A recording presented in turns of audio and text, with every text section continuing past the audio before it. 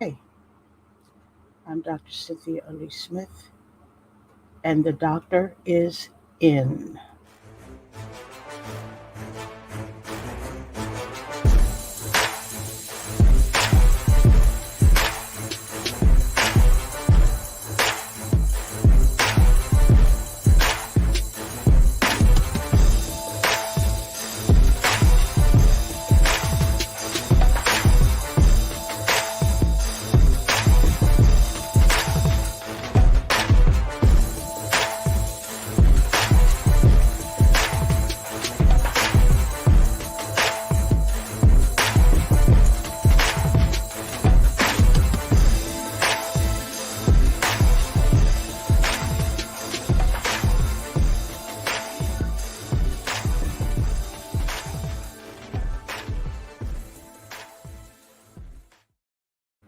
Hi, everybody, or anyone.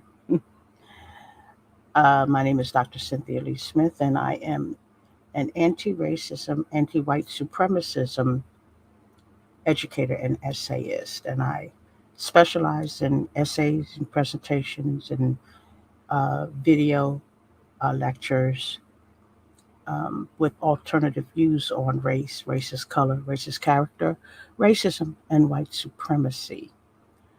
Um, I offer deeper, more critical perspectives in these subjects, including the potential implications of racialized wording in the U.S. language lexicon that are not ordinarily considered. I'm not here to change any minds, but I am here to make you think critically about the subject matter that I'm presenting. And as you critically think, perhaps you will change your own mind. I want to thank the 640 subscribers that I have. Um, I'm hoping that the people who subscribe will continue to subscribe and continue to help support this channel by sharing, liking, and letting people know that there is an outlet. Uh, Actually, there are many outlets out here in order to educate, not just incite. Um, so, without further ado, I'm going to talk about the three things that are very important when listening to my lectures. I call them the three C's of navigating through the language system of racism and white supremacy. Of course, the first one is comprehension. And comprehension is important because it is the essence of understanding. It is the essence of understanding what you're saying, being told, writing, or reading, or the ability of one's mind to form and craft imagery and concepts from the words. Second is context. And context is important because it is the ability to understand the circumstances that form the setting for an event, statement, or idea, and in terms through which it can be fully understood and assessed. And context is so important because so many people are given misinformation, disinformation, and so many people are prone to uh, take things out of context. Sometimes people just don't comprehend within the context that it's being presented. So, this is why this is important. Last but not least is connotation. Connotation is extremely important because connotation is the ability. of the words to summon emotion, an idea or feeling that a word invokes in addition to the literal meaning or primary meaning of the word. Um, Connotations are important because it is the feeling of the word. How often have you felt a word that was spoken to you or that you read or heard? So, it is the part of the word, sentences, and paragraphs from thought which create the drama that cause people to react happily, sadly, violently, or otherwise. So, these are the three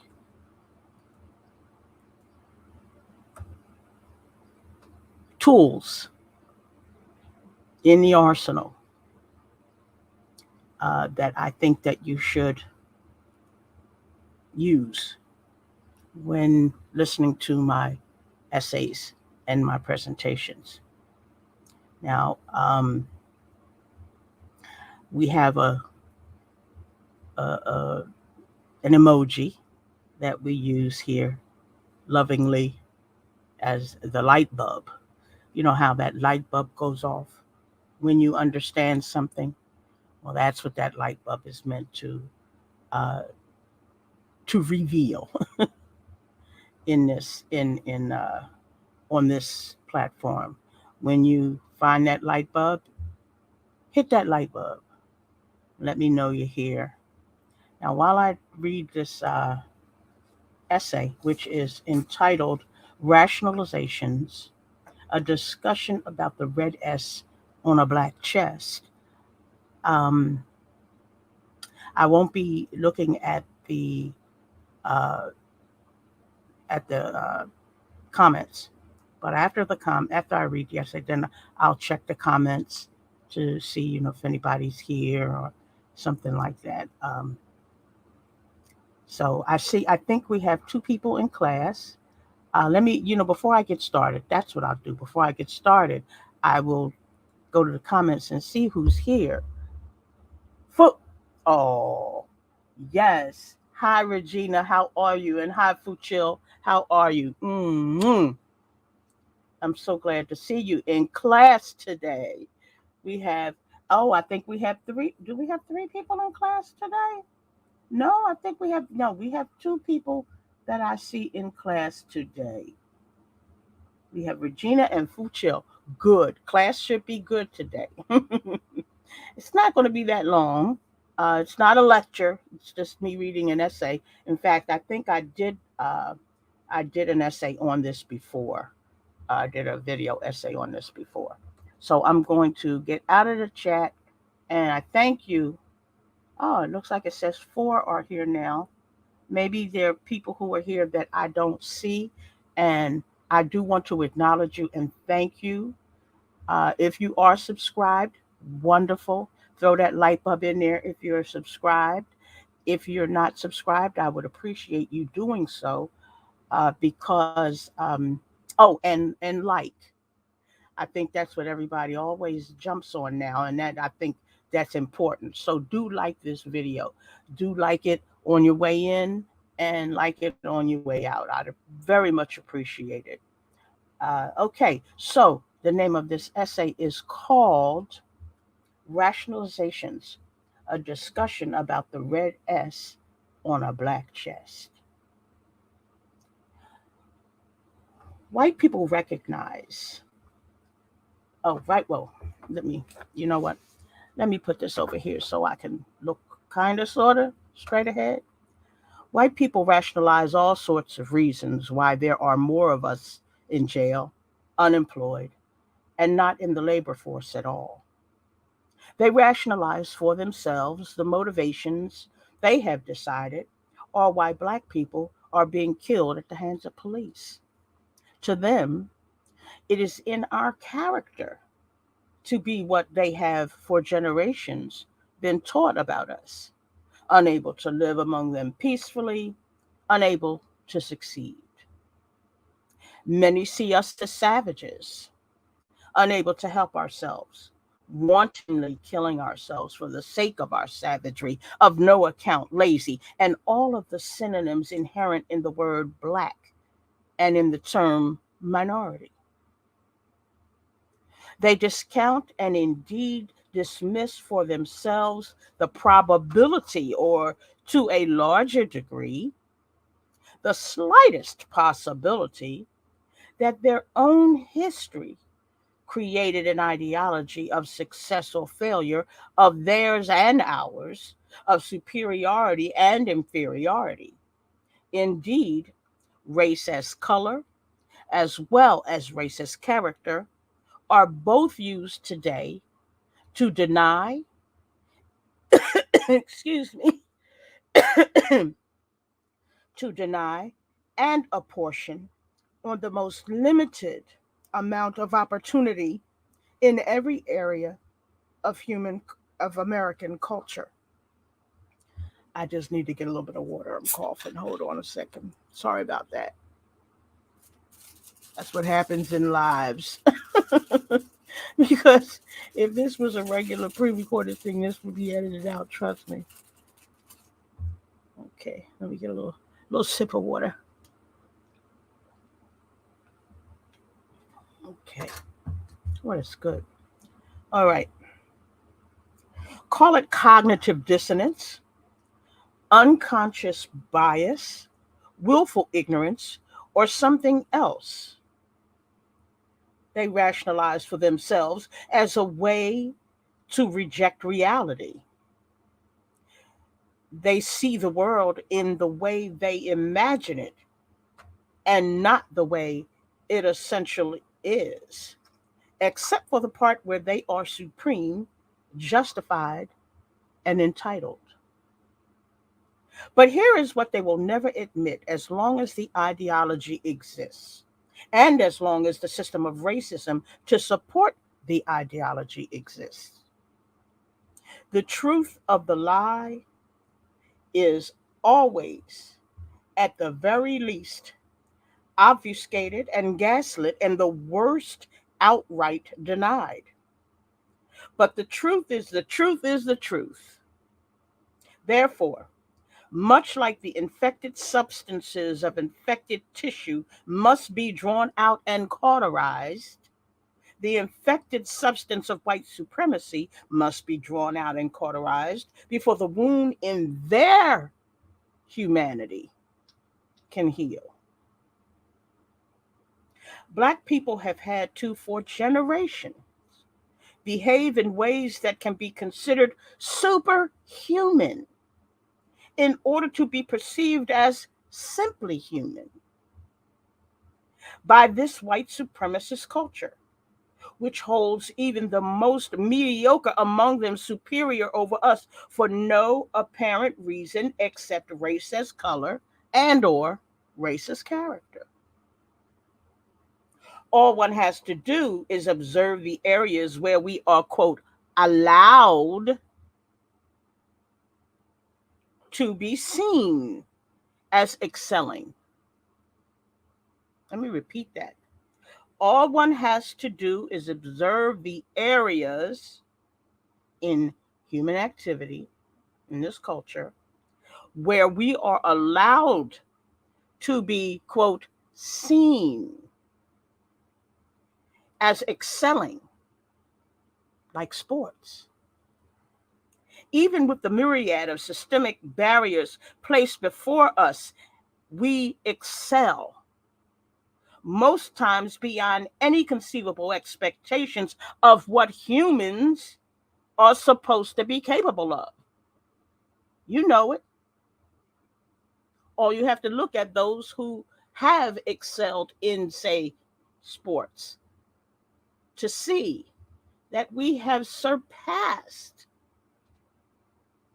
expectations of our ability to succeed.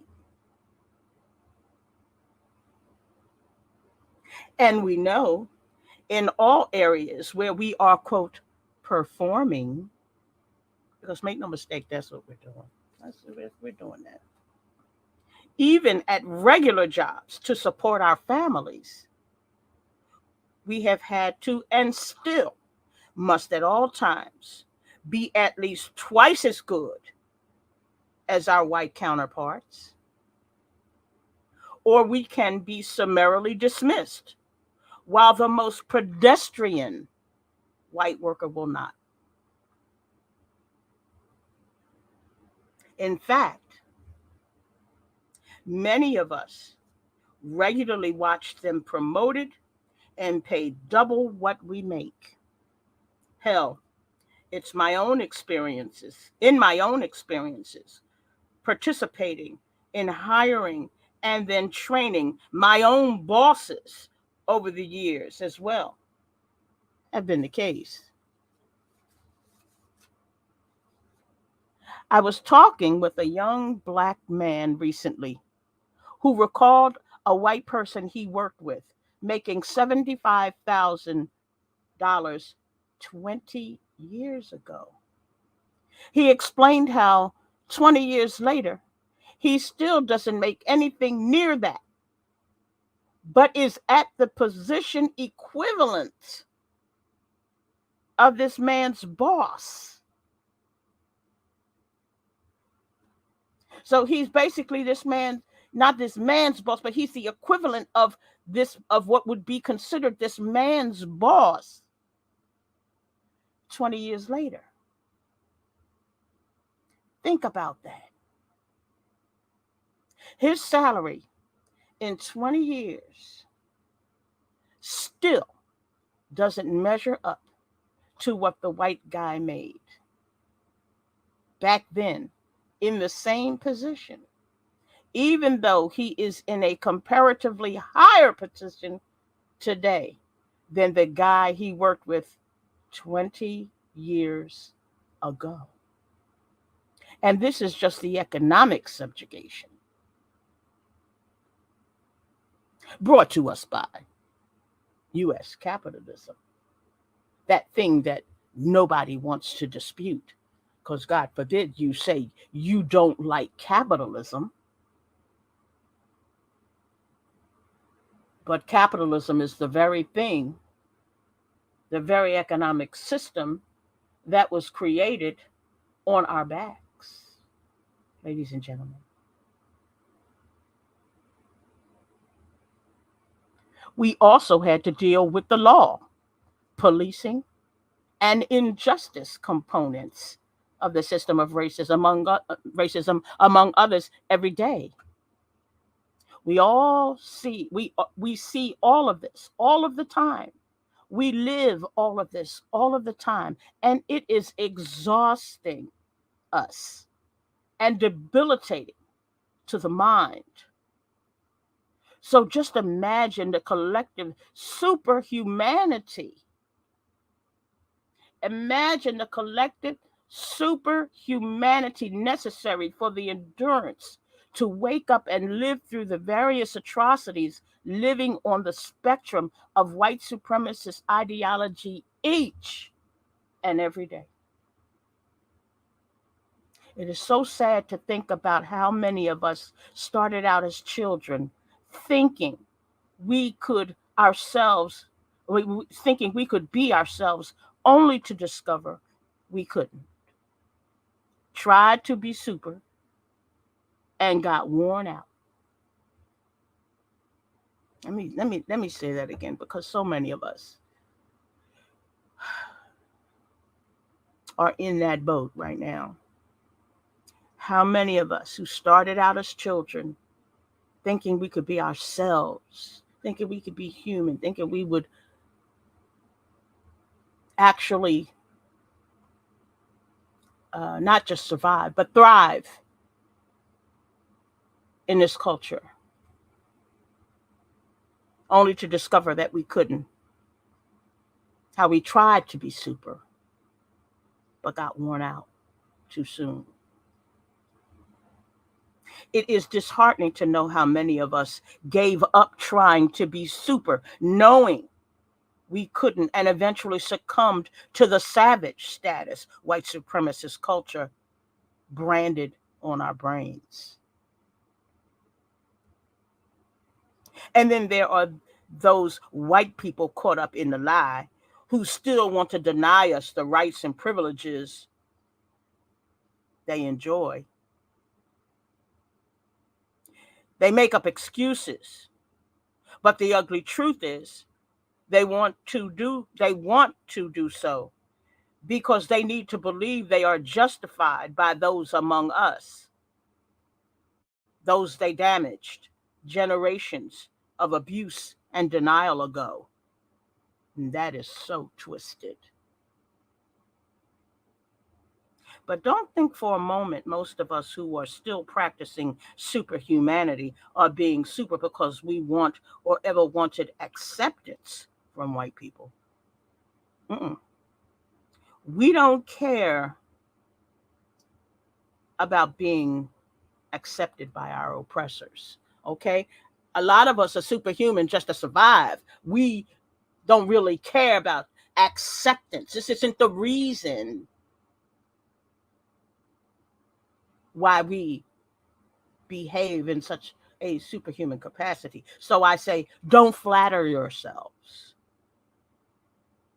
When the reality is we shouldn't have to become superhumans just because you insist we aren't human in the first place in order to pretend you are human.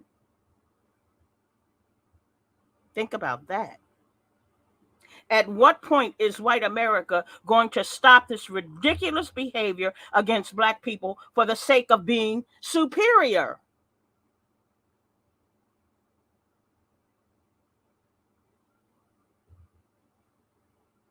When asked why people would support Trump with all of the things that he has done and continues to do, Santos indicted, still in Congress, with no intention by anybody to get rid of him. When asked, what is it? What is it? Why would you allow these things to be the case and still want these people to represent you? There is no policy reason. There's no amount of tax cuts for the rich because most of the people who support these people are not rich.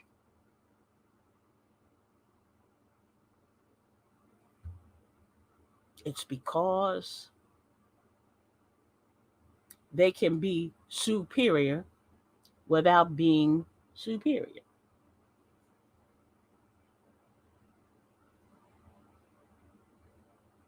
How superior are you when you must use policies, covenants, laws, over policing, biases, and hatred to ensure your current status? Really? How superior are white people, generally speaking? How superior are these individual people who, with their unearned privilege, how superior are they when they have to have policies, laws, covenants put into place, systems of denial and discrimination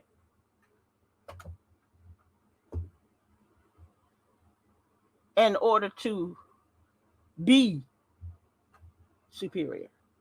It's not just something they're doing on their own.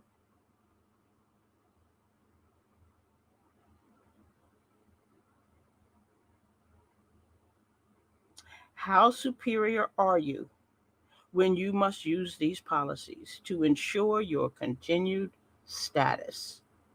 How superior can you even be when you have to cheat to do it?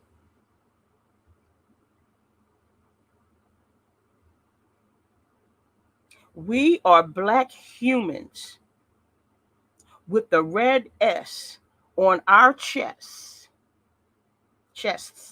still trying to survive in this inhuman world because those in charge lost their humanity and tried to scrub ours out with their bleached history. It is 400 years over the time to draw out that infected substance of white supremacy and racism and cauterize the wound. It is past time to rationalize how to make it right.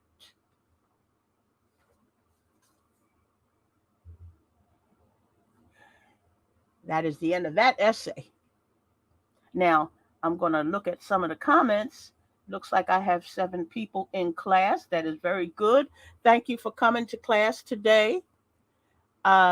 If you are subscribed, do throw that light bulb up. And if you're not subscribed, please do and hit the like button. I know that according to everybody else on YouTube, that does something to the algorithm that is used to by YouTube, the computer programming in YouTube to bring up or to make the video seen by more people. So I'd like to say hi to do the right thing. Um, I hope that the essay uh, hit those connotations in the right place, and and the context is pretty clear. Hi, I'm Just. How are you? How are you? It's good to see you. So glad you're in class. Hi, D Jones. Yes, indeedy. I'm so glad to see you all. There appear to be 9 people in now, and I'm real happy to know that. If there's anybody who would like to come up and discuss this, you can certainly do that. I'm gonna drop the link down just in case somebody wants to come up and let. And I would love to discuss this with you all, and because we got just the right number of people in the classroom today. you know um this because this is a classroom. I am an educator. I'm retired. I wasn't an educator in my former life. I was a manager slash director of information technology in various locations, mostly in law firms. So I did a lot of law firm IT. And then I went, and my last 14 and a half years was spent in um, low income housing for a housing project, and that was a small shop. But anyway, um, since I have retired, when I became a doctor of education, with my focus was in higher education. I was already retired, but I wanted to, and there are a lot of reasons why I got my EDD, and I wanted to use that credential in order to educate on just what I'm educating people on now. We need to really begin to learn how to navigate this system, because as long as capitalism remains the economic system of this country, and you have to understand that capitalism is what brought us, uh, well, the enslavement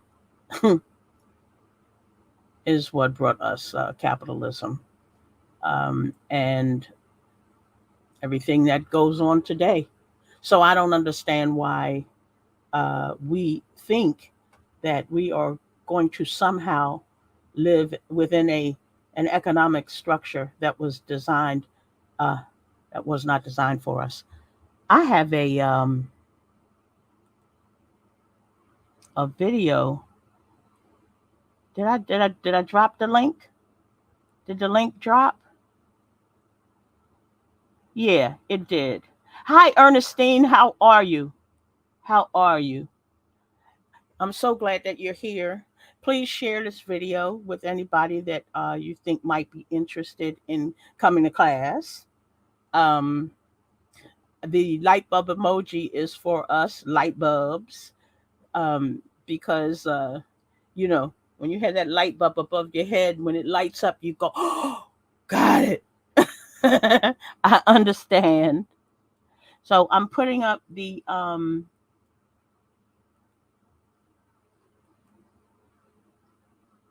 gonna put up. I did. I put up the link, and I'd love you to let me put that link up. Did I put the link up again? Yeah. I'm gonna put it up. I want you to come on down. I mean, come on up rather. I would really appreciate it if you'd come up and okay. Let me see. Invite, copy. Okay, let me throw this link up here again. All right. I'm throwing up the link one more time. You don't have to be afraid. I'd like you to, or nervous or anything like that. I'd like you to come up if you got any questions about the subject matter. You know, the fact that we have always had to do so much and still have to do so much, and it's so ridiculous, and all because uh, it's all because of the system of racism, and it's all because of white supremacy and their desire to remain. It's messy. But I would really like to discuss it with you if you'd like to talk about it. We have 8 people in the classroom now, it appears. Hi, Turban Cousin Sheila Muhammad. How are you? I'm glad to see you. I saw a video. Um, it's a YouTube video by a content creator who is I don't know whether he's a socialist. I don't know, but he talks about what's called black conservatism. I'm going to find it, and in fact, let me look for it because I'm going to see if I can't bring some of this up. This um, it's truly very interesting about how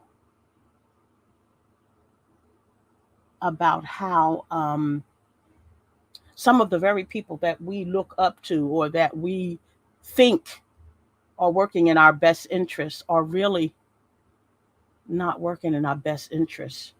And it's I gotta find it. When I find it, I'll throw that link in the chat as well. Let me see if I can find it. Hold on a second.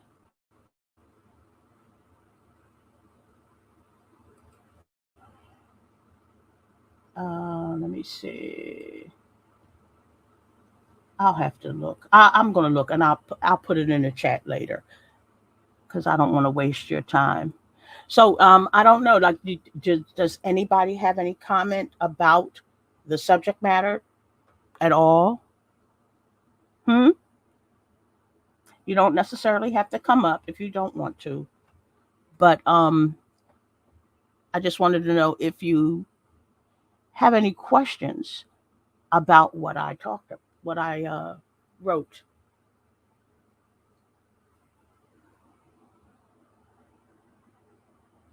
Hmm?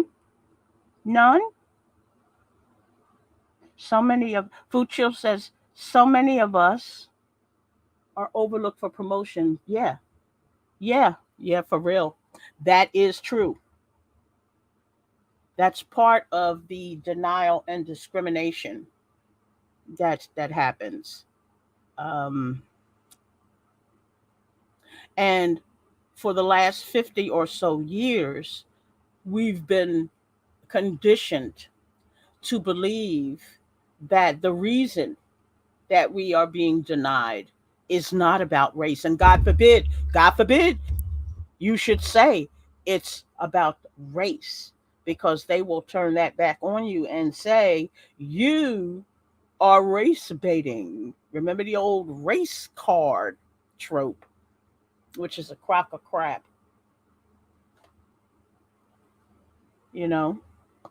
Yeah, I'm trying to tell people today, begin to understand that what is going on is not a matter of your character. It is a matter of their character. Okay? You are not broken.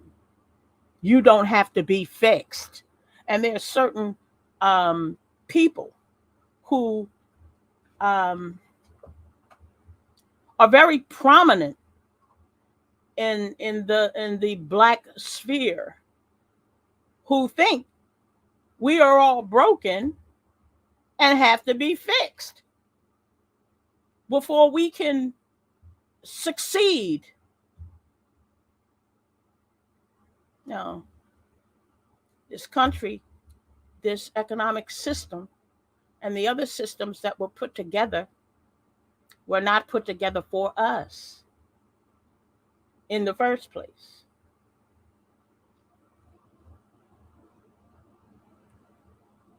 Hey, hi, Ernestine Lee. How are you?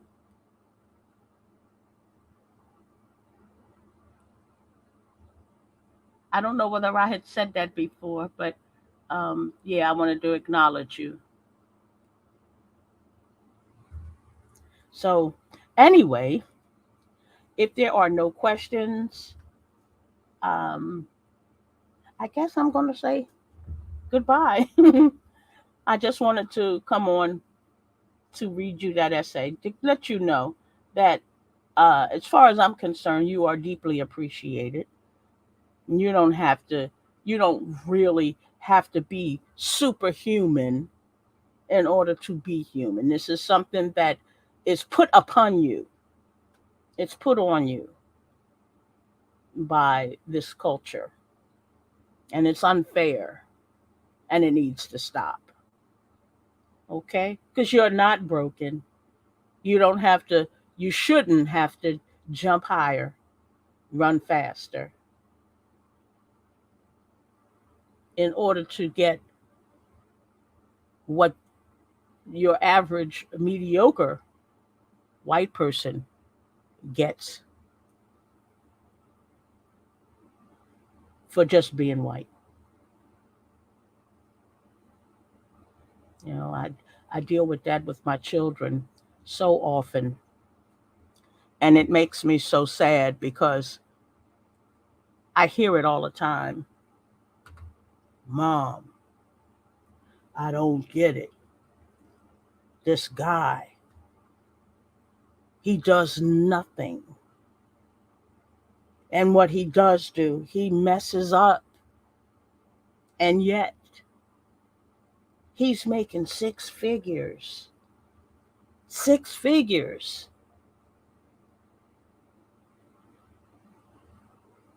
And I have to sit here and look at it. And I realize it. And I'm saying, I just don't get it. And I tell him, Rafiq, understand what I have told you.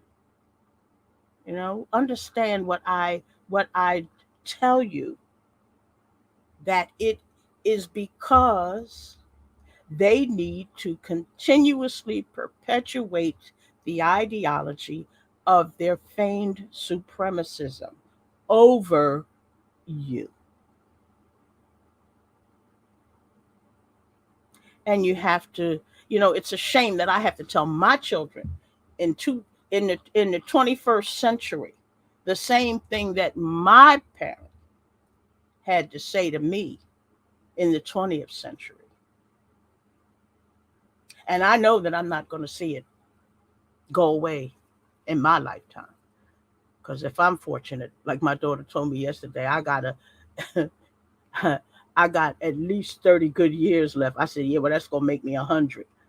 She said, well, that's it. You got at least another good 30. But I'm here to tell you that I do not believe that 30 years will change this system, especially not the way that our many of our leaders are kowtowing and uh, I just don't understand. Well, no, yeah, I do. I do understand. It just it's just extremely frustrating. It's extremely frustrating to have to deal with this.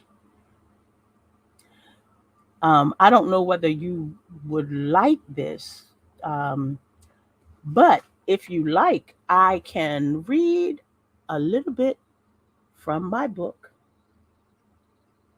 White Supremacy in the Post-Racial Colorblind Era.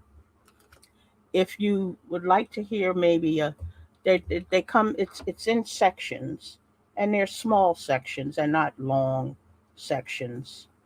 Um, I could read some of that for you to talk about.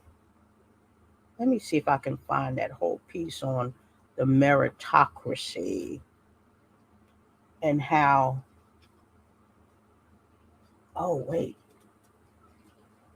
Oh yeah. You know what I'm gonna do? I think I'm gonna read. Okay, DJ. You know what? Put some light bulbs. If you'd like me to read a section from my book, "White Supremacy in the Post-Racial Colorblind Era: Exploring Visible and Invisible Whiteness in the United States, an Unbleached, Unbooked Look," by Doc by Cynthia Lee Smith, EDD. Okay, throw the light bulbs up there if you want to hear it, class. All right. Yep, I think you might. And those that haven't, I would really like to do that. This is called Movements for Change, section 3 in the book on page 45, and it's 3.1, The Negro Problem. The period between Reconstruction through the 1940s and early 1950s, called the African American nadir of race relations in America, proved to be a time of great upheaval for Black people trying to gain economic independence while living within the structures of systemic racist institutions. History is awash with stories of pogroms against Black communities by white insurgencies of mobs and rioters. Whenever whiteness perceived blackness rising, it was met with violence, terror, and death to individuals, families, and entire communities, many in the form of race riots, which were originally perpetrated by white mobs against Black people. As a side note, do understand that race riots uh, that you may think, if you're younger than say 60, you may, or maybe younger than 50, you may think race riots mean Black people in the street going berserk, because that is what is portrayed as a race riot, when actually the unbleached truth is that a race riot was a group of white vigilantes, white terrorists. They were race rioters against Black people. And this was very common during what's called the African American nadir of race relations in America. Arthur H. Garrison, an associate professor of criminal justice at Kutztown University, wrote an opinion in June 2020 for a publication called The Morning Call, entitled Your View: A History of White Race Riots in America, stating that the race riots were not a product of the 1960s or a bunch of black discontents whose sole purpose was tearing up property and looting. In fact, actual race riots were exclusive to bands of white thugs, whether organized as the Ku Klux Klan or other marauding groups as early as 1871 during the Meridian uh, during the Meridian, Mississippi race riot.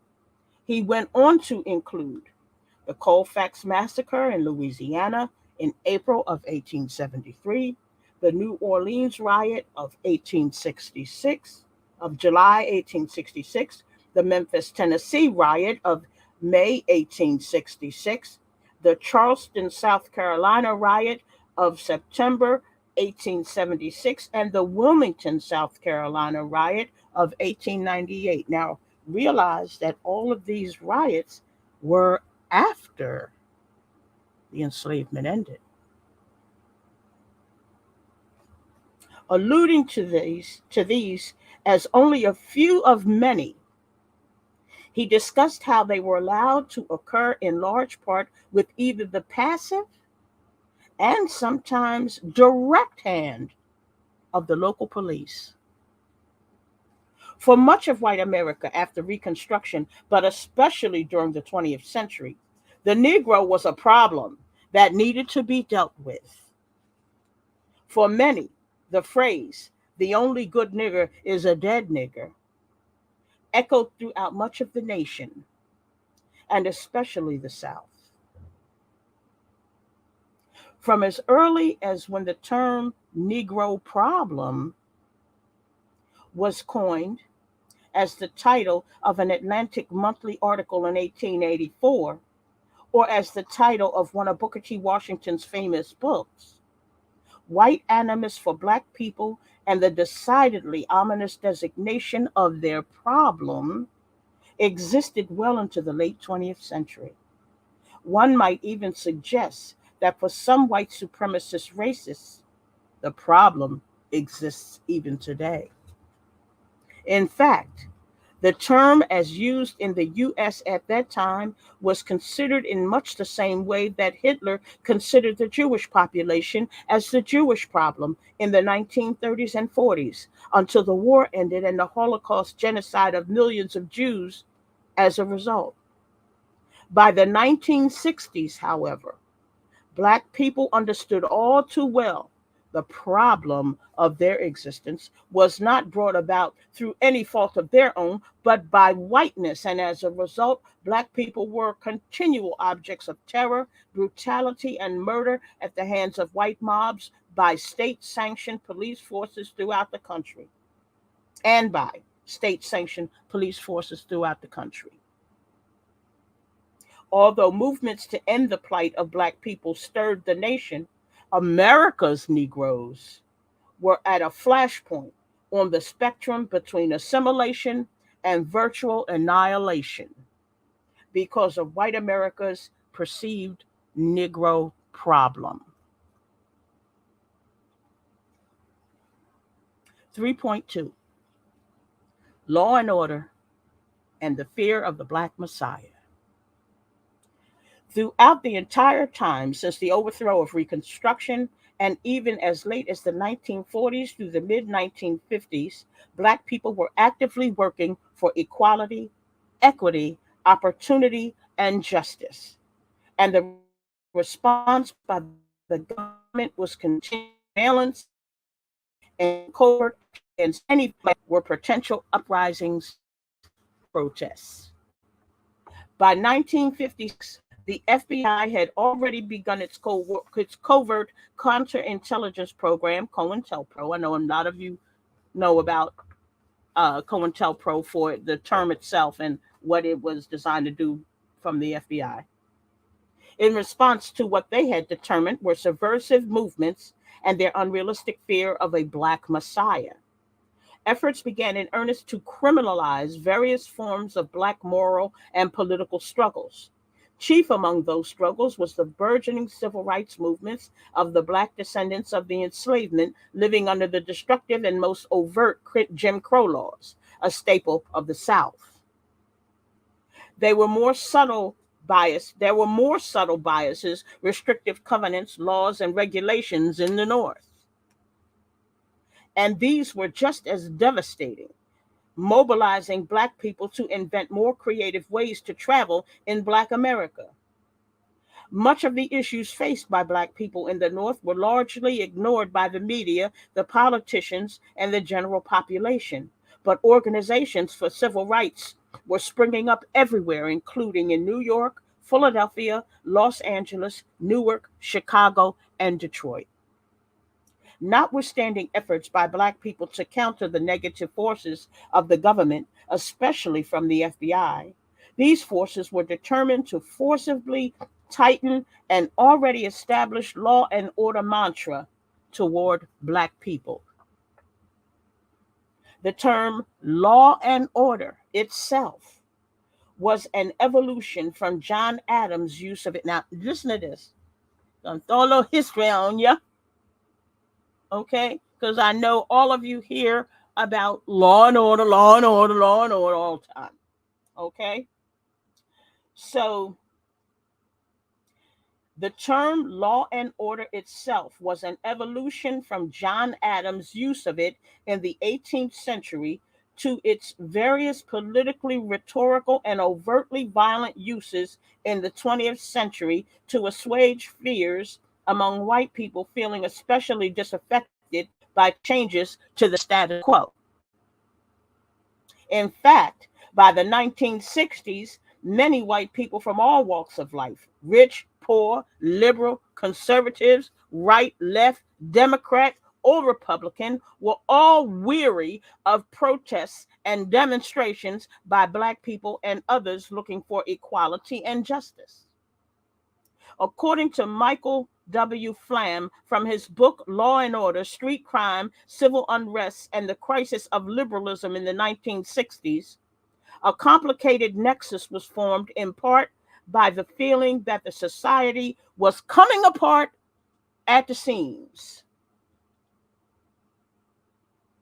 which brought back the notion of law and order to the forefront of political discourse. The word neutralize had come to be euphemistically known and understood as a kinder word for killing and murder, and was used to mask the original intent of the FBI's counterintelligence program against any they thought were militants or in any way able to influence the hearts and minds of Black people. Hey, Rock Nation Hitman, how are you? I'm reading from my book, White Supremacy in the Post-Racial Colorblind Era. And I'm talking about what I'm talking about are movements for change. And I'm in section 3.2, Law and Order and the Fear of a Black Messiah. So let me go back to this and say the word neutralize had come to be euphemistically known and understood as a kinder word. Remember, we talked about euphemisms and things like that before. I believe I have that in one of my presentations, earlier presentations about euphemisms and dog whistles. So neutralize was a euphemism used instead of killing and murder, and was used to mask the original intent of the FBI's counterintelligence program against any they thought were militants or in any way able to influence the hearts and minds of Black people. Many Black people from various organizations were effectively neutralized with enough plausible deniability. That's another thing that's today has been created by the post-racial colorblind era and its offshoots today.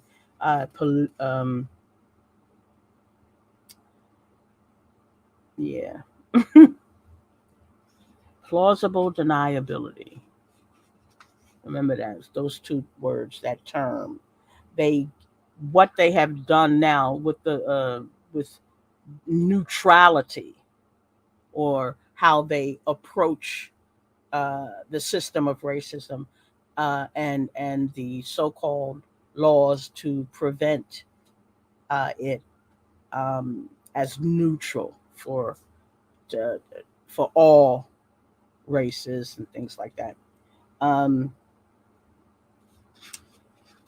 they give themselves enough plausible deniability, uh, so that it can be um, debated. The reality can be debated. So, with enough plausible deniability and protections built into local and state police internal structures, federal protections were afforded the FBI to protect them from criminal investigation or prosecution for murder. Instead, terms such as extra legal means were used to describe their activities. So, even though what they were doing was blatantly illegal, even though what the FBI was doing was blatantly illegal, they were termed extra legal instead of illegal. Remember when I talk about how prefixes and suffixes can change the uh, the connotations and the context of particular words? Extra legal instead of illegal.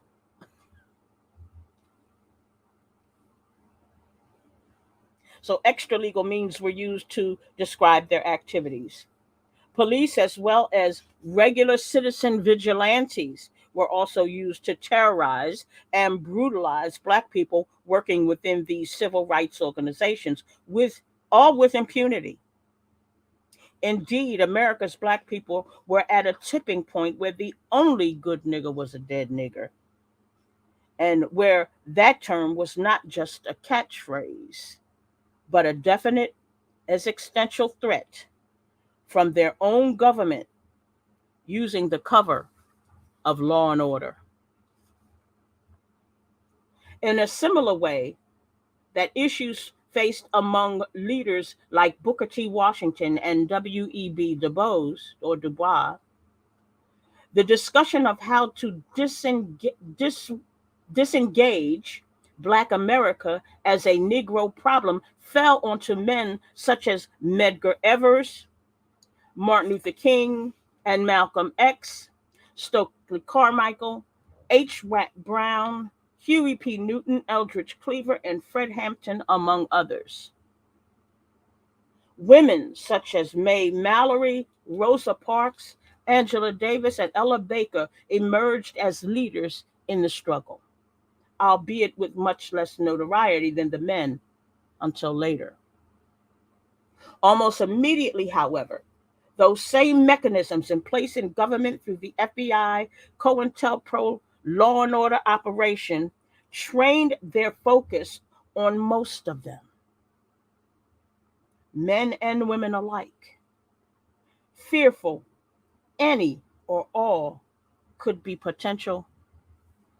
potential Black messiah. Where Evers and ultimately King were made the face of both acceptable nonviolence and unacceptable communist insurgency, non Malcolm X, Malcolm X, Carmichael, Brown, Newton, Cleaver, and Hampton were made into the personification of Black militancy or militants. These militants were the Black people who had the greatest potential for neutralization by the government because they openly appeared to defy what whiteness had defined as law and order. Remember, they were the ones who also they were the ones who created or were instrumental in the first major gun restrictions in America.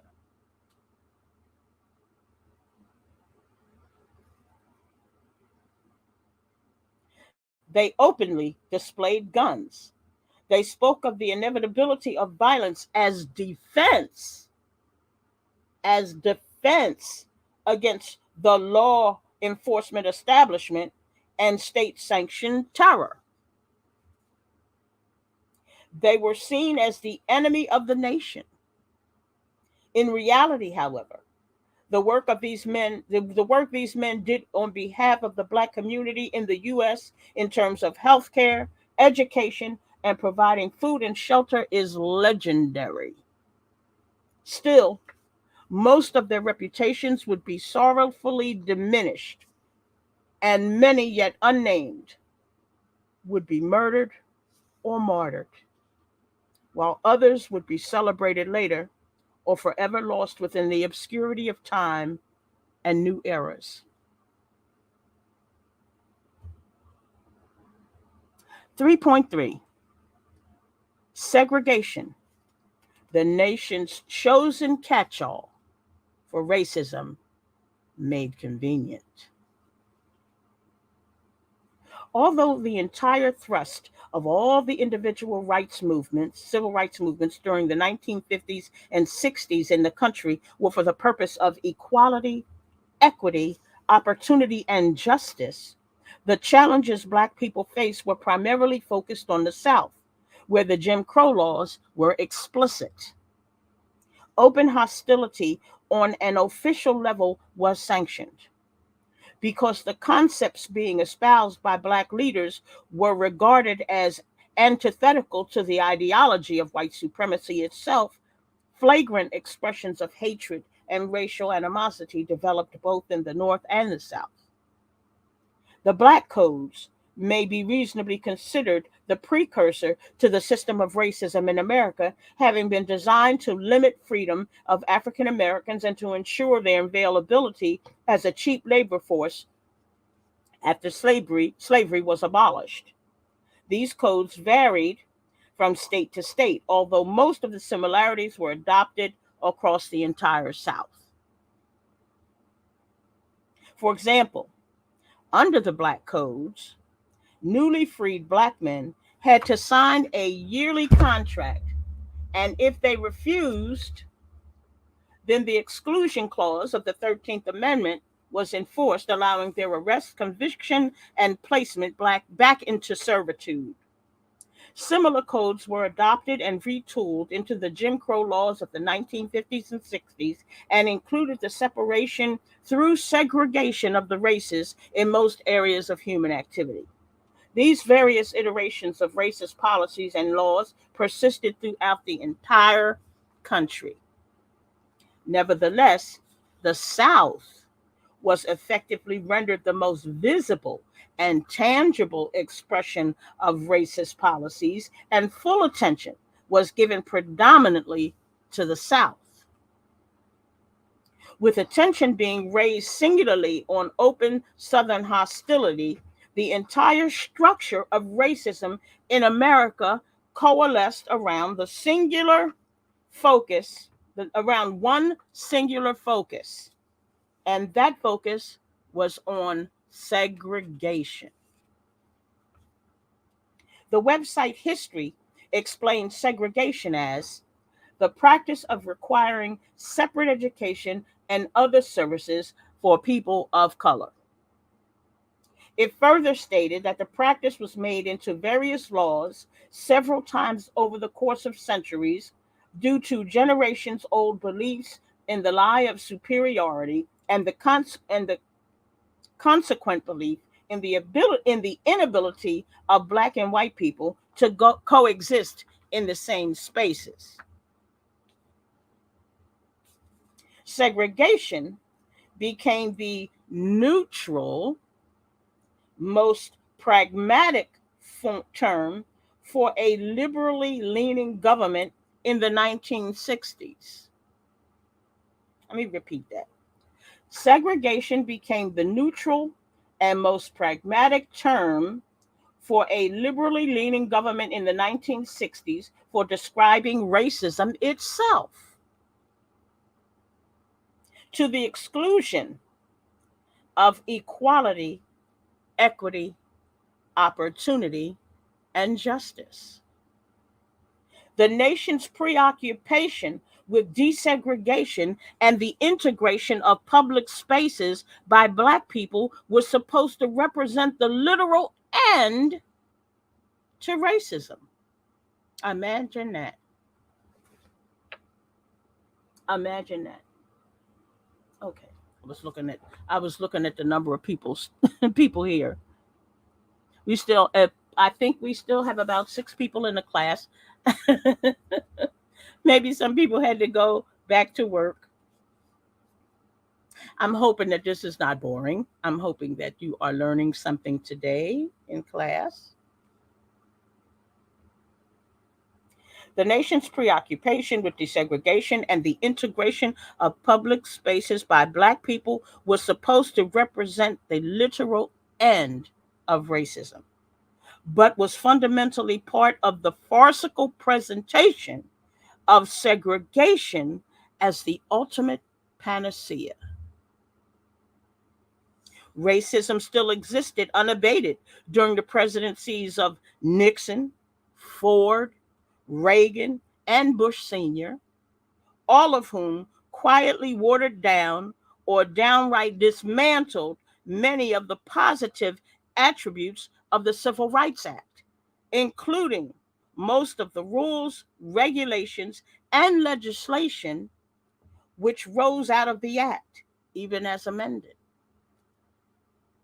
The original Civil Rights Act and provisions within were designed to provide respite, reparative remedies, and litigious relief. Policies and rules relating to employment were originally relatively enforceable through the Equal Employment Opportunity Commission. The onus was on the employer to prove non-discrimination. However, through years of watering down and cutting away by the likes of Clarence Thomas, the present Supreme Court Justice and longest running head of the EEOC under President Ronald Reagan from 1982 to 1990, these policies and rules were made more neutral and thus rendered any hope for meaningful change a negligible blip in history. Today, the onus is on the employee to prove discrimination, which was difficult to prove even in the 1960s and 70s. But it is now next to impossible to prove due to these more neutral rules and policies and practices. But what changed the focus from equality, equity, opportunity, and justice to segregation alone? And the introduction of integration to the exclusion of all else. How did the desire of Black people literally become nothing more than the prospect of sharing spaces and places with white people and acceptance by them into these spaces and places? Using the decision in Brown versus Board of Education as the catalyst in 1954, Black leaders and the federal government decided they would use the institution of education to begin a push for desegregation. Based on all available information on the subject, it is apparent that the impetus behind desegregation itself was in creating a supposed balance between Black and white children in the public schools. And by creating this supposed balance, Black children would receive a, quote, better quality education, since, of course, white students enjoyed a better, more adequately funded education. In essence, opportunity, equity, equality, and justice were made synonymous with the granting of an allowance into these spaces and places. Having had no seat at the same table with Dr. King and other leaders of the movement, I can only presume they considered integration the proverbial low-hanging fruit. It had to be the path of least federal resistance within an insurmountable set of resistances from white America, seemingly hell-bent on continued inequality, inequity, injustice, and no opportunity for Black people. On the surface, the thought of applying integration would have been a good foundation. However, its underlying premise was flawed because of the implications of whiteness as producing the better outcome. Think about that. Think about that. We were supposed to have a better outcome because we were going to be allowed into white spaces.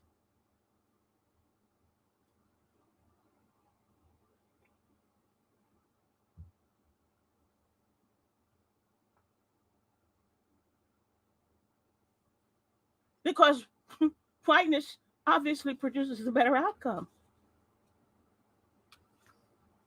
They couldn't just simply create or couldn't just simply dismantle racism and white supremacy, which would automatically provide equality, equity, opportunity, and justice. This was evident in the eventual quiet failure of school busing, where its implementation suggested achieving a level of whiteness was the key to its success. Hi, Tierra Latrice. I'm reading.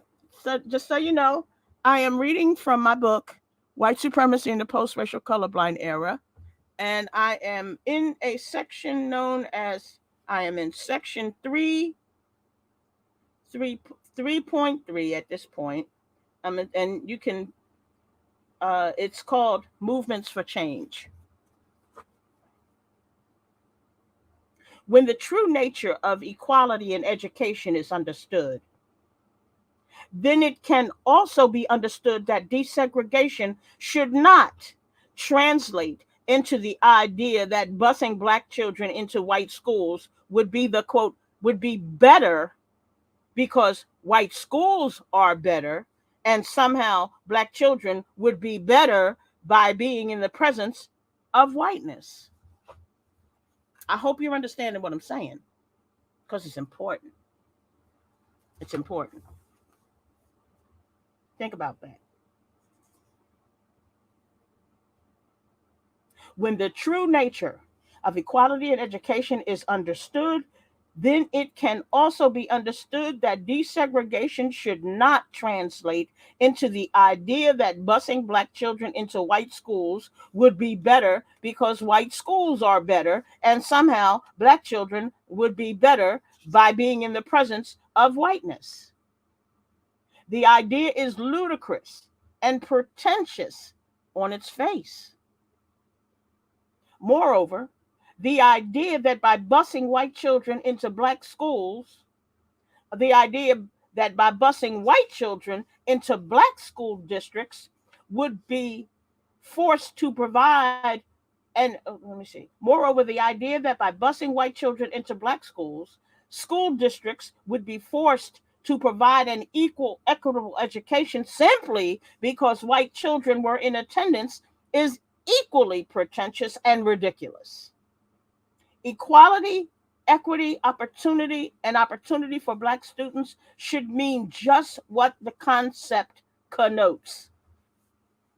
Okay? Is that word connotes? Just what it feels like. Okay?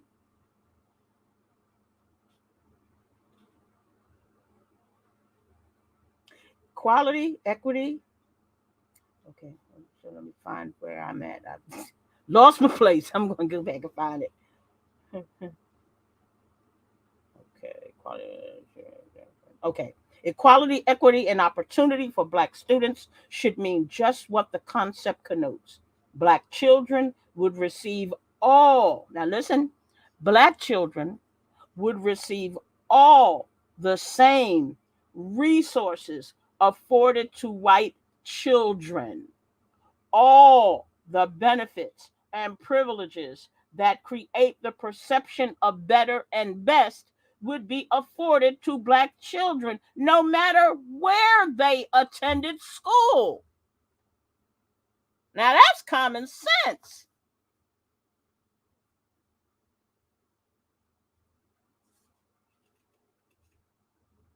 It should never have mattered one iota whether or not they shared spaces and places with white children in order to achieve these better resources, benefits, and privileges. It seems obvious that among many white liberals working with the Black leaders of the time, discrimination was the most effective buzzword to issue to discuss through the media, and integration into the wider white society and culture became the easiest resolution. Indeed, there would seem to have been some benefit in granting limited apportionment of opportunity in both education and economics outside of the system of racism through desegregation.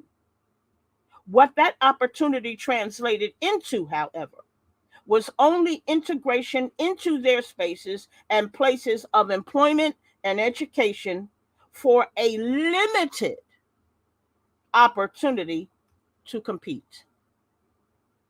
It is clear today that opportunity in the form of limited economic and educational apportionment was regarded as the way out of racism in the US for many white and Black leaders of the time. Allowing Black people the opportunity to compete against white people in the areas of education and employment and labor was in and of itself a daunting concept, since the prerequisites for achievement were already built into the structure of white meritocracy and typically only used for competition among themselves. Now, Black people would be allowed the opportunity to, quote, achieve based on their, quote, merit. But in a country where their merit is still held, where their merit still held no value, just as their Black skins held no value. And I do have a section on meritocracy in section 4.3.2, page 116 of the book, but I'm not going to, I'll talk about that at another time, how that works. It would seem the other opportunities for equality, equity, and justice in America, besides employment and education, had been relegated to the same seat at the back of the bus by these leaders, both Black and white. With this frame of understanding in place, in hindsight, it is easier to understand why the civil rights movements of the 1950s and 60s only achieved a modicum of success. Economic opportunity through employment and labor and opportunity through education were the only two areas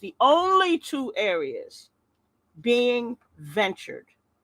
Neither were actually made completely equal nor equitable in the process. That's the saddest part.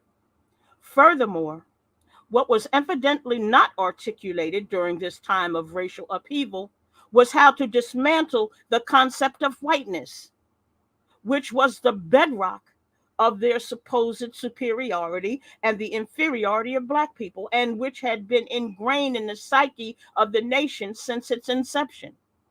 Black people who were believed by white people to be inferior by virtue of their conceived characterizations, caricatures, and other contrarieties were the order of the day.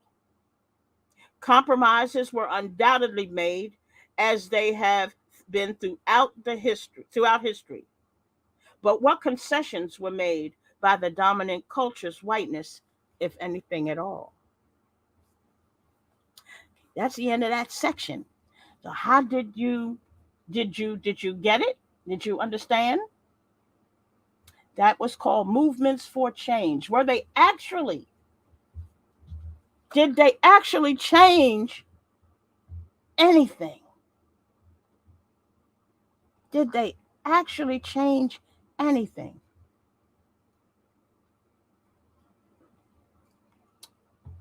I don't think they did.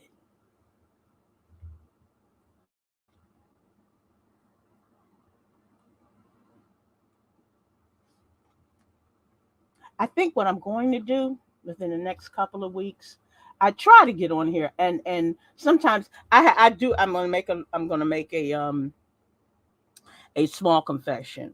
I sometimes fall into depression. I don't have any apparent reason for it at this time, but I've suffered from clinical depression most of my adult life. So it would be at least 50 years, a long time.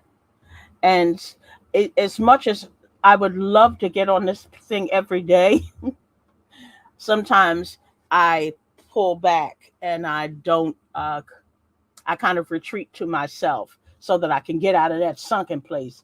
And today I'm kind of sort of out of the sunken place. So I can, I feel good enough to get on here and educate.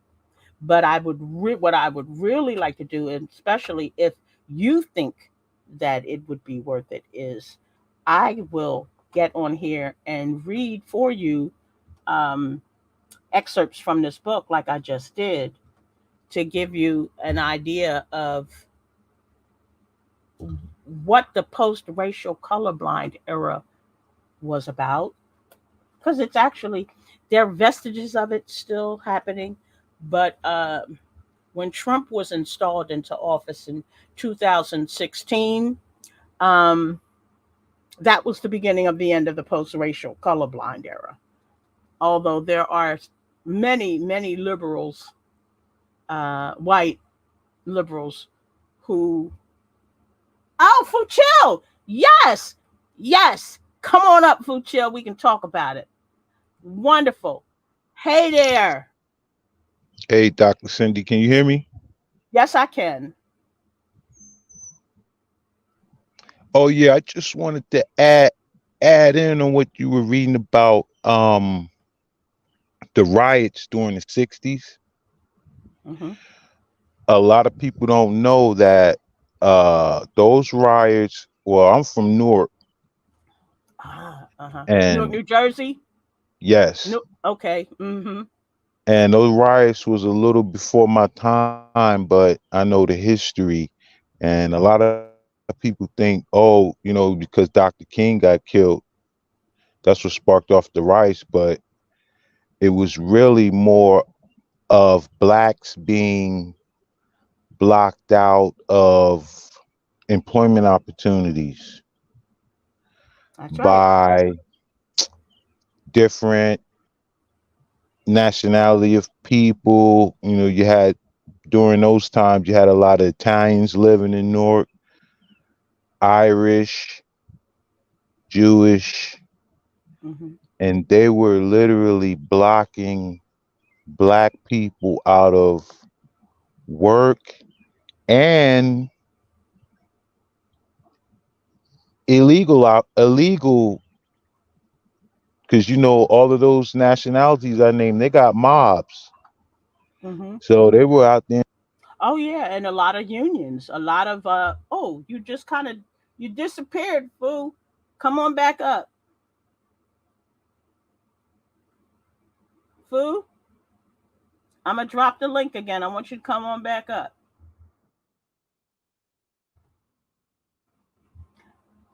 Hey Riri, hi my friend. How are you? Glad to see you. Very glad to see you. Fool, I lost you, fool. You gotta come back. Because it's interesting what you're saying. Absolutely. And what you're describing is are many of the arbitrary decisions made by racist people Oh, it's saying you're saying devices. Your devices aren't connected. You got to connect your devices. I'm not sure what that means, but you need. Okay, it says you need to connect your mic cam before you can come up. So maybe you need to come out, make sure that your mic and your camera are connected, and then come back. I'm good. I'm good, Riri. I really am. I'm feeling good. Uh, class is it's so hard to listen to. Hold on. It's so hard to listen to this at work and can't engage in the chat but enjoying the content. Oh, thank you. Thank you. Yeah, you know what? When I saw that it was like noontime, um, I realized that it was kind of early. I sometimes I think it would be better to come in on Saturdays, but I felt a desire to come on today to to do some educating because I had been off for a little bit. I didn't not since that last debacle where I tried to give a live lecture and the thing kept crashing and messing up on me. Oh, good, Food's back. Okay, Food, I'm adding you back up. Alrighty. Okay, can you Yeah. hear me? Yep, I can hear you. See, and yep. Yeah, well, your topic today, you got a great point of topic. Not too many people are talking about that. Mhm. And Yeah. I'm just wanted to say, I'm glad I caught you live finally. I Yeah. normally see you on other people's Yeah. platforms. Yeah. There's so I because I'm interested in a number of content creators, but I'm finding that now it's it kind of breaks my heart, but there's nothing I can do about it. Nothing I can do about it. So I just say what the heck. Um, the beef sector, it's a real thing. I know that some people think that it's entertain. Oh, you got lost again. You fell out again. I'll keep it up so that you can come back. I just I it makes me sad when I hear that. Just the back and forth and the because I don't understand that. I don't understand that. So I would much rather uh, discuss issues that I hope will enrich the critical thinker, the critical thought of individuals who may not, and especially young people who have grown up uh, from I use in the book, I talk about people. In fact, you know what? I'm going to talk about this. This is in the beginning of the book, too. It gives a framework for what I'm talking about in terms of the post racial colorblind era. Section one discusses, oh, it says I've got not that again. I know. Oh, okay. I'm going to throw the link down again for anybody who wants to come up. I do appreciate that you came up, Fu. Um, I'm gonna talk if you want, hit some light bulbs, all six of you, if you can. The light bulbs are in the regular emojis on your keypads, on your phones. Hit some light bulbs if you want to hear a little something about eras and generations and how it's all in the timing.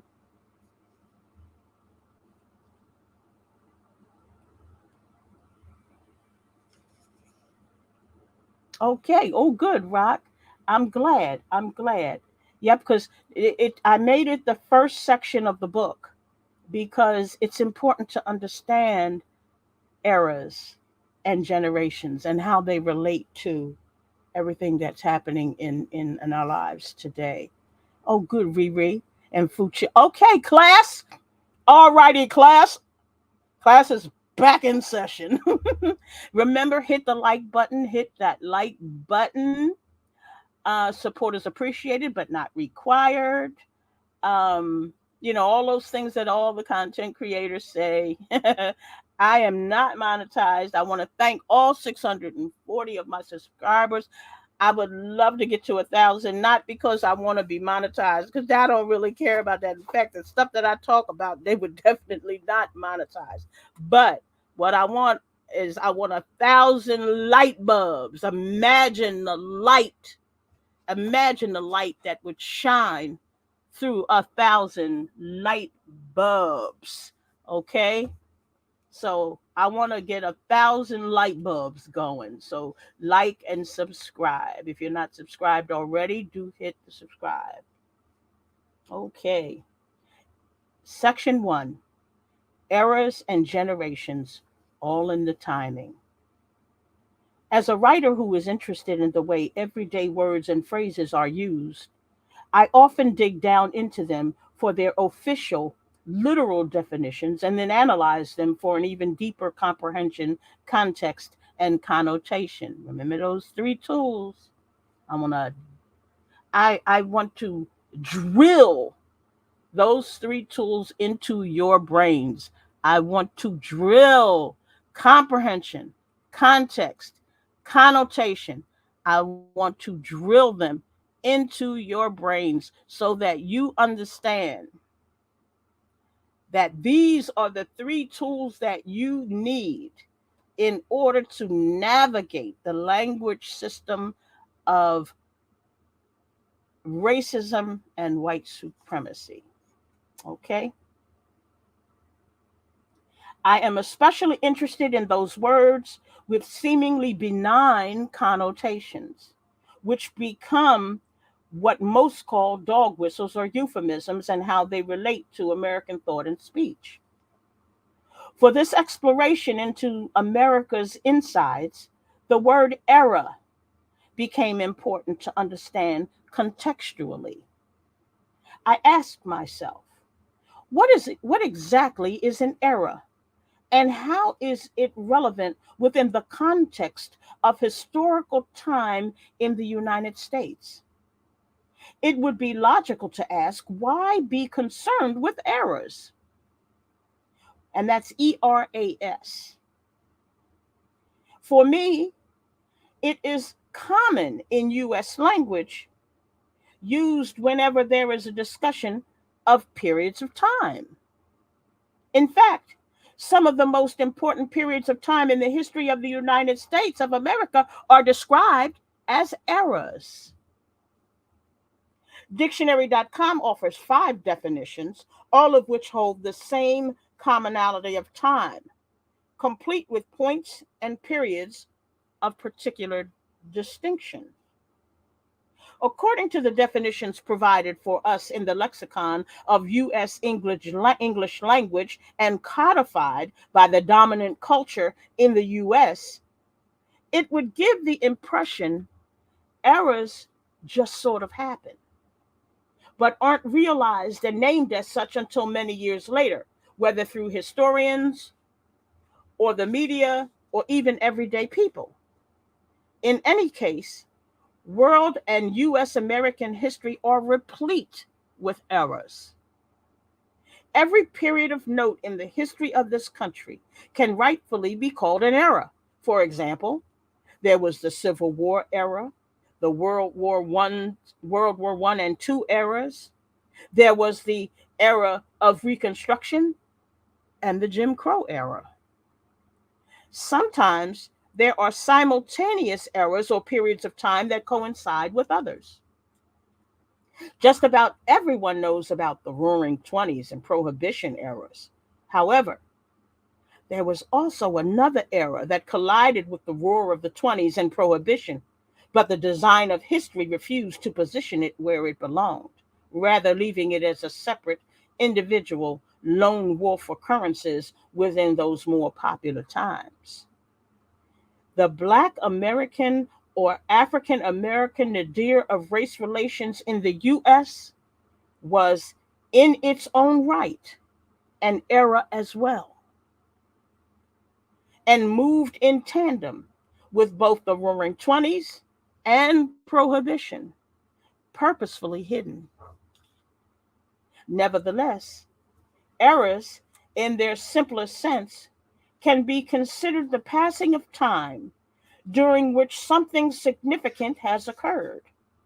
More specifically, an era is a collection of events, places, spaces, and people within a certain span of time.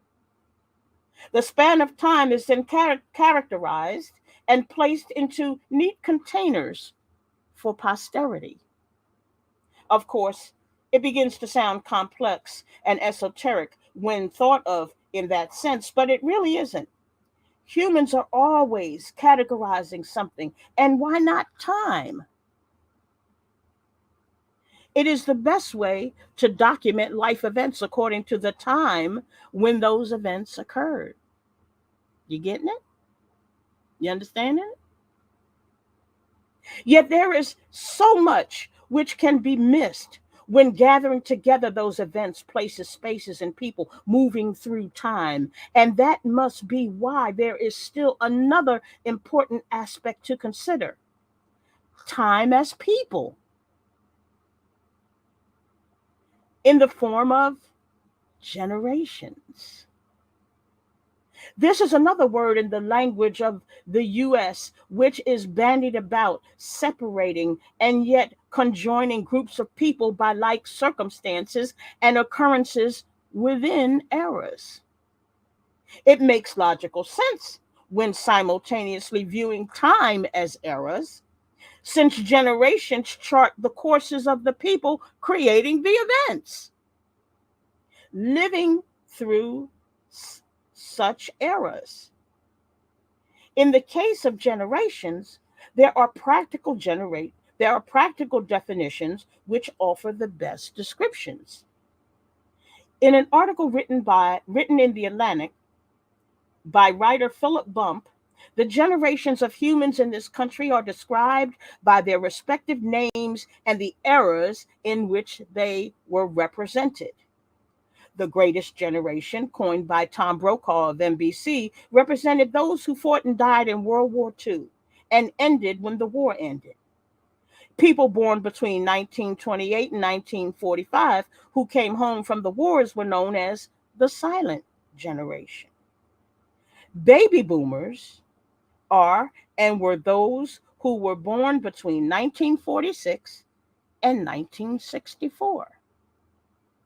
Those born between 1965 and 1980 are the Xers, or Generation X.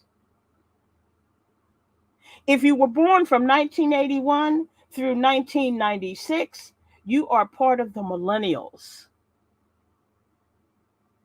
Finally, if you are 22 and under today, and the book was written in 2020, so it says in 2020, you are Generation Z.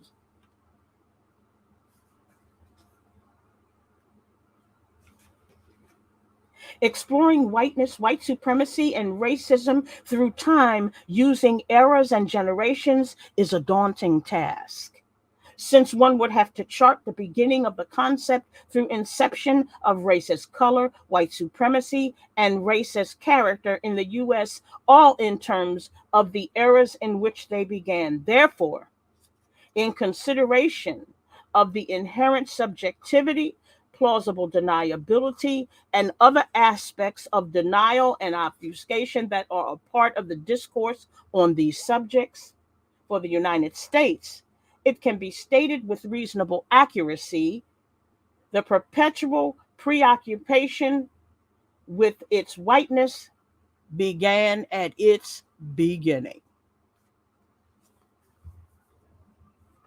So now, do you have a clear understanding of Fucho says, wow, yeah.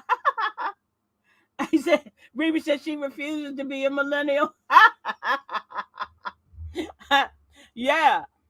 So does everybody understand um, that connection between, or understand eras? You hear sometimes, you hear words and you just hear them and it's like, yeah, okay, this such and such and whatever. But and so that's why it's my purpose, it's my mission to break these things down to you, these terms down to you, so that you understand. Like now, if you didn't know before, you understand eras, and you understand, eras in time, and then you understand generations are people within eras. It's time as people. Generations are time as, it's like if time was a person. Okay? So, if you don't mind, I'm telling you, I'm really getting in on this. I'm because this book, I'm gonna write another one. I am definitely gonna write another one. I'm not sure when it will be finished. This took a couple years to finish. Um and I am thinking of writing another one to expound on some of the things that I talked about here.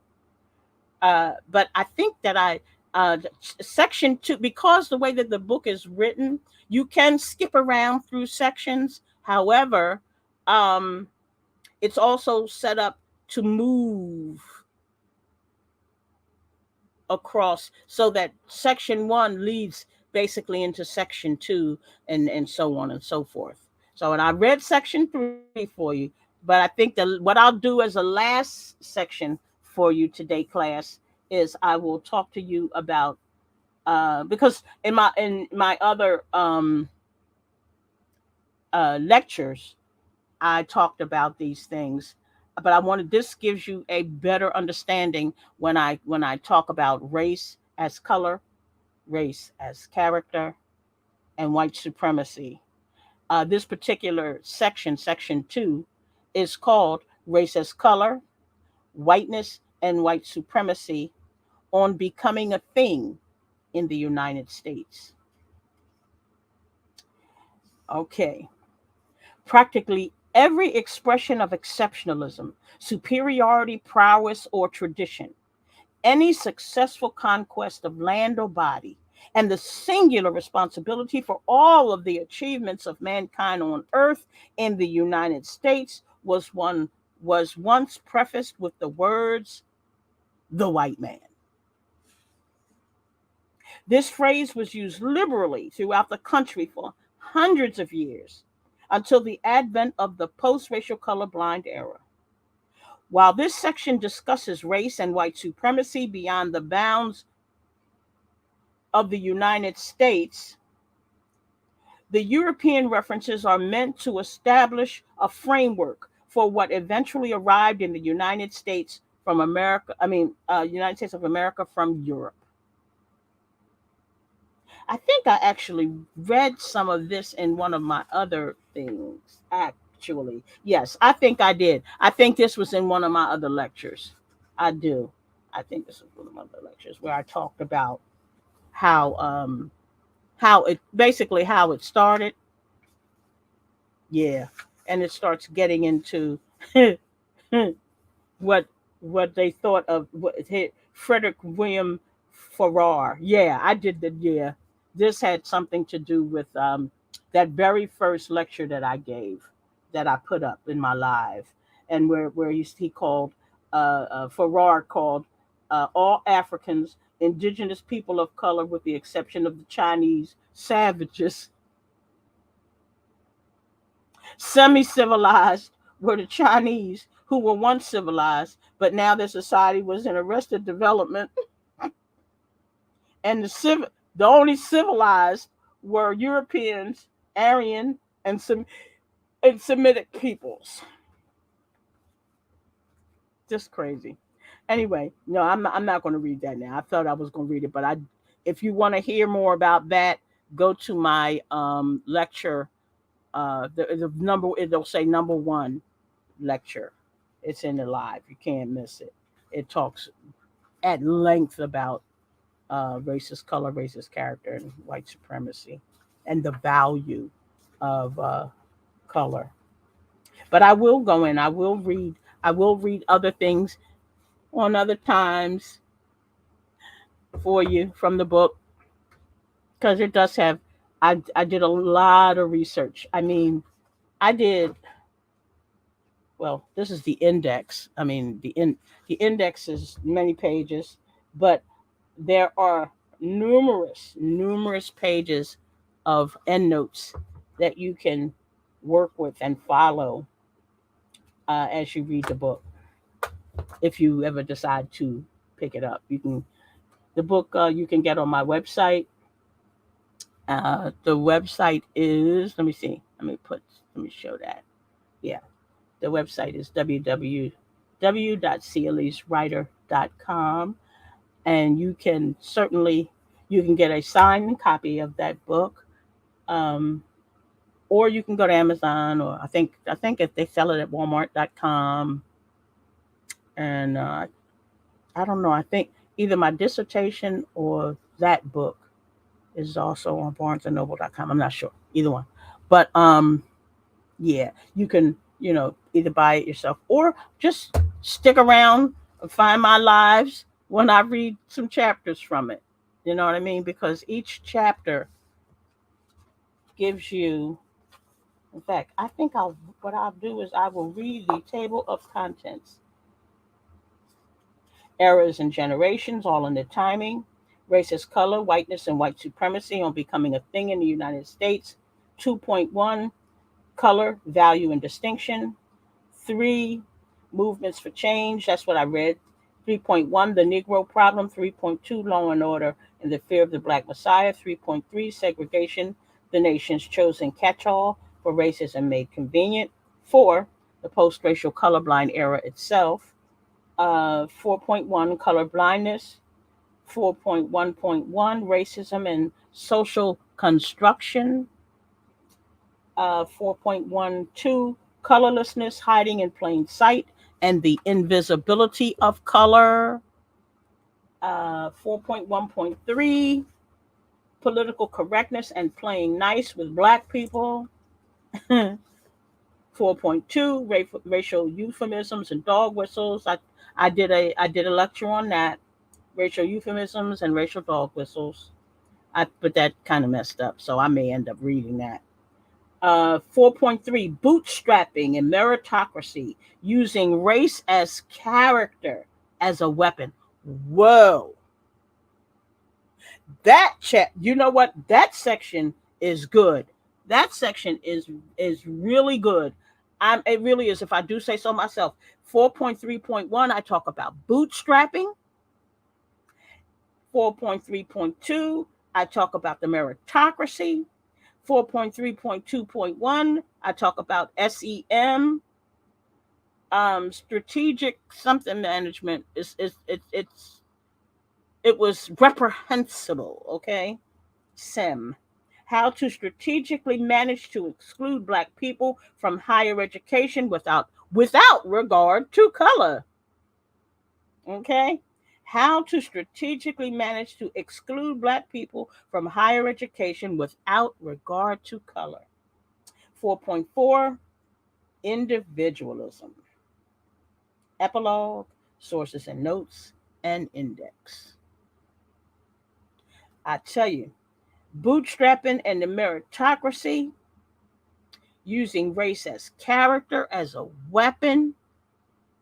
Yeah, you want to come back for that one, guys, because that's a good one.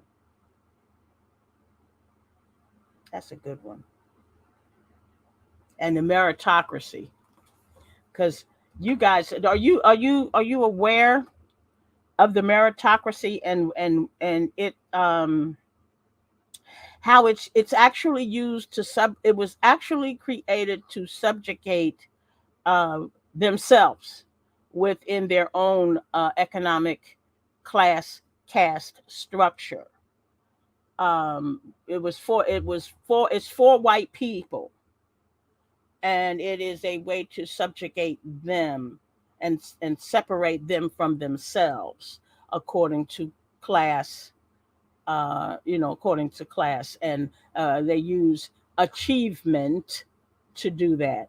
And then they went in within the system of racism. It's kind of like that Venn diagram.